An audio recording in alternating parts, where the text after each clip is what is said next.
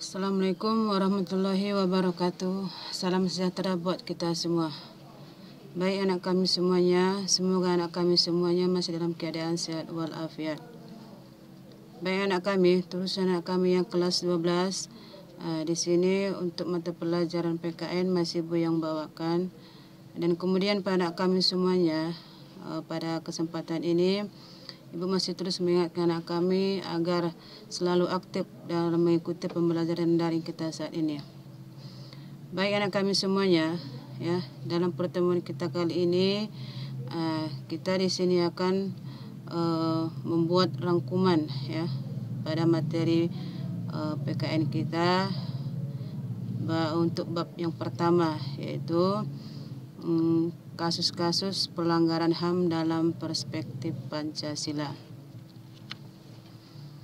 Baik anak kami semuanya, ya, mungkin anak kami semuanya masih ingat ya apa itu definisi dari HAM atau hak asasi manusia, ya, di mana dalam pengertiannya bahwa hak asasi manusia itu adalah hak yang dimiliki oleh setiap orang atau manusia yang dibawa sejak lahir, yang memiliki sifat hakiki, ya.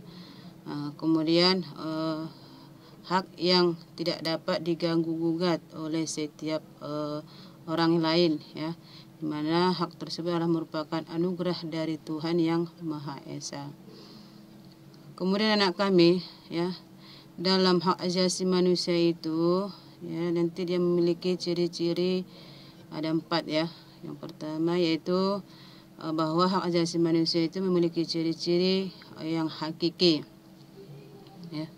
Untuk yang hakiki di sini pengertiannya adalah bahwa hak asasi manusia itu adalah hak asasi semua umat manusia yang sudah ada sejak dia lahir, ya. Itu maksud untuk yang hakiki. Kemudian anak kami untuk yang ciri yang kedua, bahwa hak asasi manusia itu adalah memiliki ciri yang universal, ya. Di sini pengertiannya adalah bahwa hak asasi manusia itu berlaku untuk semua orang tanpa memandang status, suku, bangsa, gender ataupun yang lainnya, ya. Kemudian yang ketiga, bahwa hak asasi manusia itu memiliki ciri tidak dapat dicabut, ya. Nah, di mana maksudnya adalah bahwa hak asasi manusia itu tidak dapat dicabut atau diserahkan kepada pihak lain atau orang lain, ya. Nah, kemudian ciri yang keempat yaitu tidak dapat dibagi. Nah, sini maksudnya bahwa semua orang berhak mendapatkan semua hak, apakah itu hak sipil maupun hak politik, ya, atau juga hak ekonomi. Ya, jadi setiap orang memiliki hak, ya. Itulah antara lain ciri-ciri dari hak asasi manusia. Baik anak kami, kita lanjutkan. Di sini kita melanjutkan mengenai hak asasi manusia dalam nilai-nilai Pancasila. Di mana di sini nilai Pancasila itu dalam ada dia nilai ideal, kemudian ada nilai instrumen maupun nilai praktis, ya.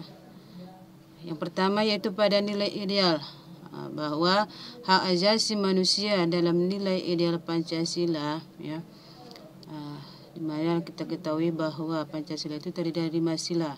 Yang pertama pada sila yang ketuhanan yang Maha Esa.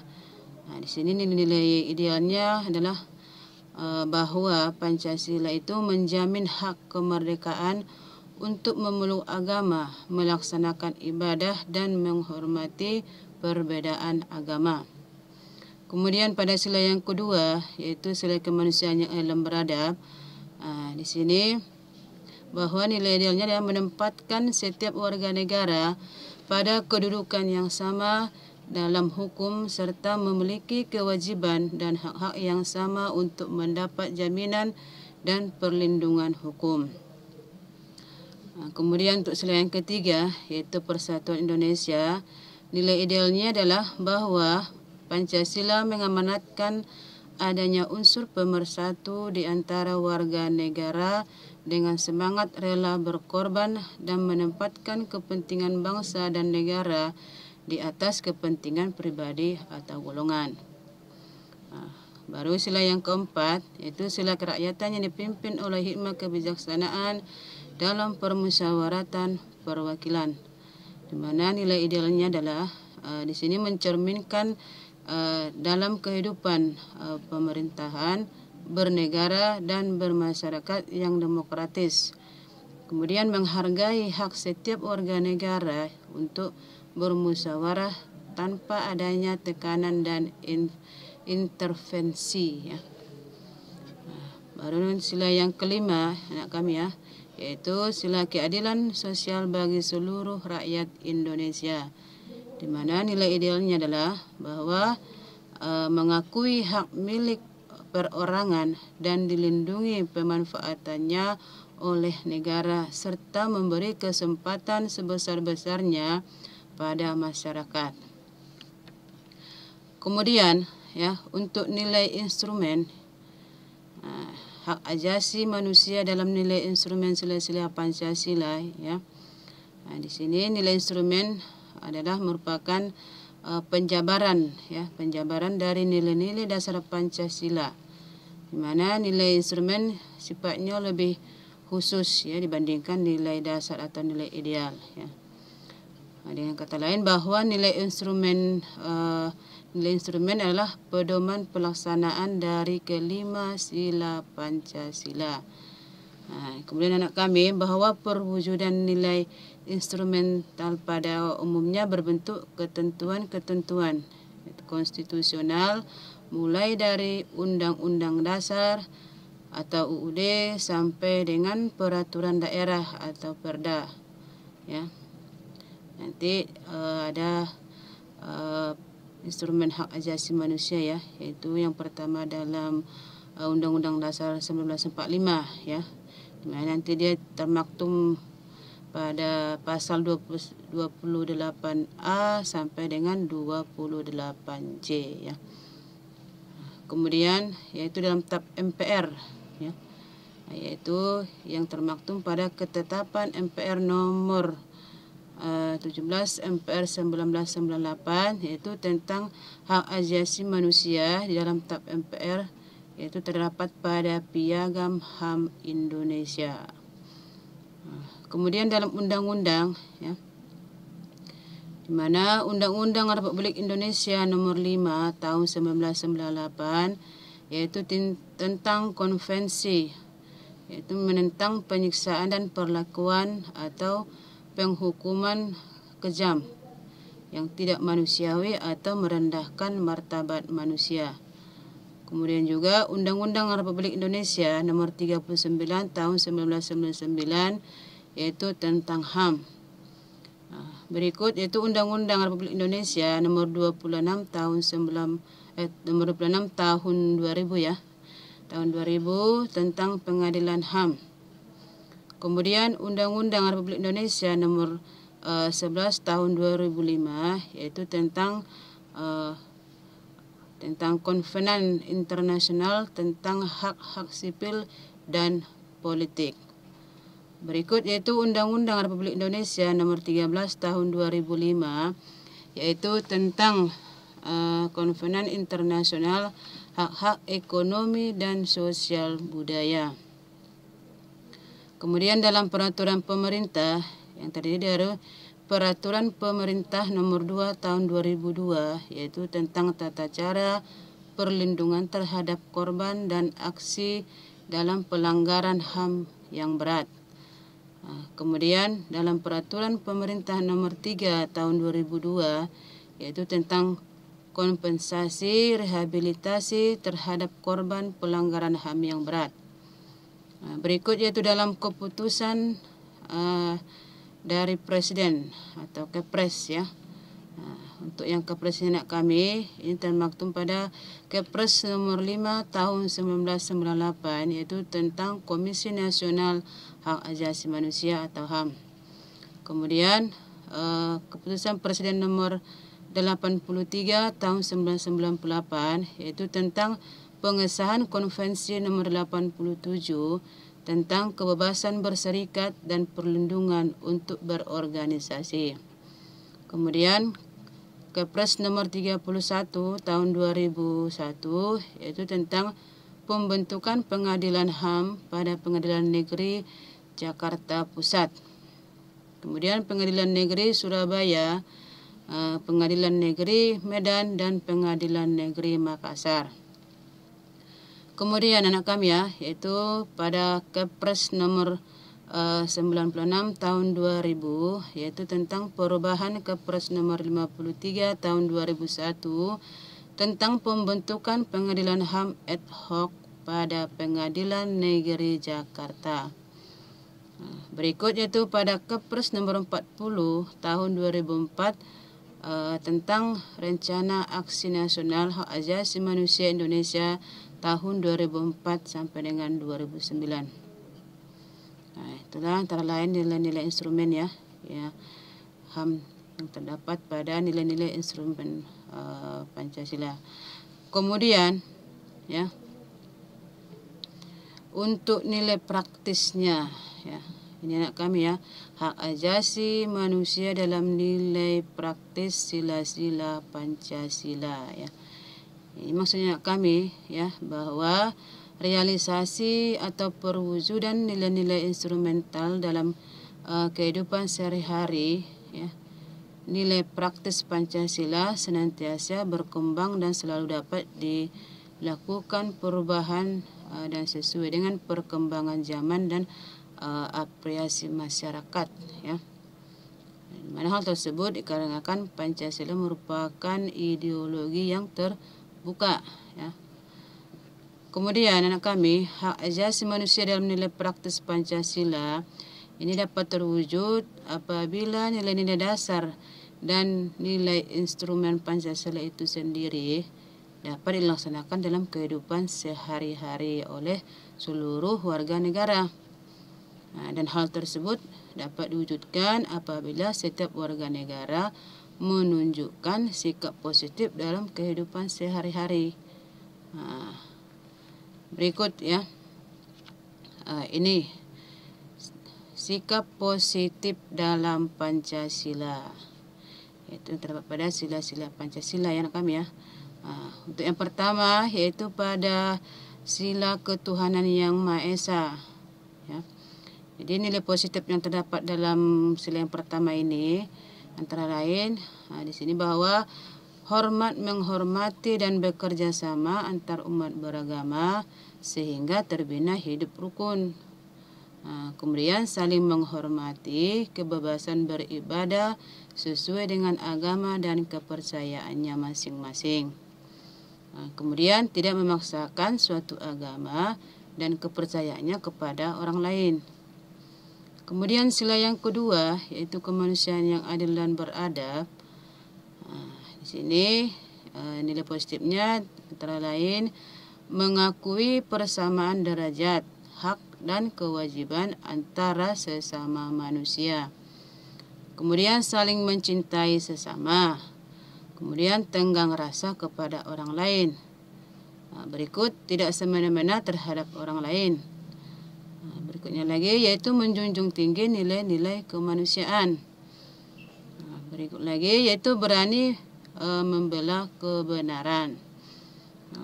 Berikut yaitu hormat menghormati dan bekerja sama dengan bangsa lain.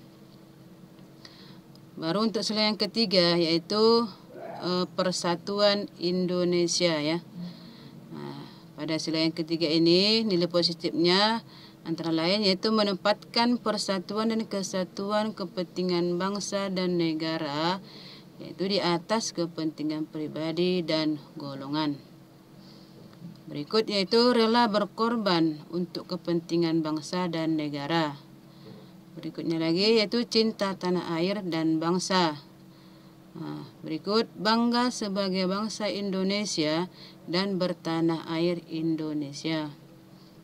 Berikutnya lagi yaitu memajukan pergaulan demi persatuan ya, demi persatuan dan kesatuan bangsa yang berbineka tunggal ika. Kemudian untuk yang sila keempat, yaitu kerakyatan yang dipimpin oleh hikmah kebijaksanaan dalam permusyawaratan perwakilan. Nah, di mana nilai sikap positifnya di sini? Yang pertama yaitu mengutamakan kepentingan negara dan masyarakat. Kemudian tidak memaksakan kehendak kepada orang lain. Kemudian lagi yaitu mengutamakan musyawarah dalam mengambil keputusan untuk kepentingan bersama. Kemudian ada lagi yaitu menerima dan melaksanakan setiap keputusan musyawarah. Kemudian yaitu mempertanggungjawabkan setiap keputusan musyawarah secara moral kepada Tuhan Yang Maha Esa. Baru untuk sila yang terakhir ya, yang kelima, yaitu keadilan sosial bagi seluruh rakyat Indonesia. Sikap positif yang kita peroleh di sini, pertama yaitu menjaga keseimbangan antara hak dan kewajiban, kemudian menghormati hak-hak orang lain, kemudian suka memberi pertolongan kepada orang lain, kemudian menjauhi sikap pemerasan kepada orang lain, kemudian lagi yaitu menjauhi sikap boros dan gaya hidup mewah. Kemudian rela bekerja keras, dan kemudian lagi yaitu menghargai hasil karya orang lain. Ya, jadi itulah sikap positif yang ada dalam sila-sila Pancasila anak kami ya. Berikut lagi di sini ya, yaitu jenis-jenis pelanggaran HAM. Ya. Jenis-jenis pelanggaran HAM, mungkin kami juga sudah atau masih ingat ya jenis-jenis dari pelanggaran HAM tersebut. Ada nanti pelanggaran HAM ringan dan ada juga pelanggaran HAM berat ya. Mungkin kami juga sudah atau masih ingat ya ciri-ciri dari pelanggaran HAM ringan, kemudian ciri-ciri dari pelanggaran HAM berat ya. Baik anak kami ya, untuk jenis pelanggaran HAM ini di sini mengupas, ada juga di sini yang disebut dengan kejahatan genosida ya. Mungkin kami masih ingat ya, untuk genosida itu dia merupakan pelanggaran HAM yang berat ya. Perhatikan anak kami ya, untuk jenis-jenis pelanggaran HAM ini. Ini ya, mengenai pelanggaran HAM ini atau hak asasi manusia ini, mungkin kami tidak asing lagi ya. Seperti yang sudah Ibu sampaikan tadi, mungkin kami sudah tahu dengan ciri-cirinya, apa aja itu pelanggaran HAM ya. Baik anak kami ya, untuk pelanggaran HAM ini ya, di berbagai, bukan saja di negara kita ya, di berbagai negara mungkin kasus-kasus pelanggaran HAM ini sudah banyak terjadi ya. Banyak terjadi, baik dia pelanggaran HAM yang ringan maupun pelanggaran HAM yang berat ya. Kemudian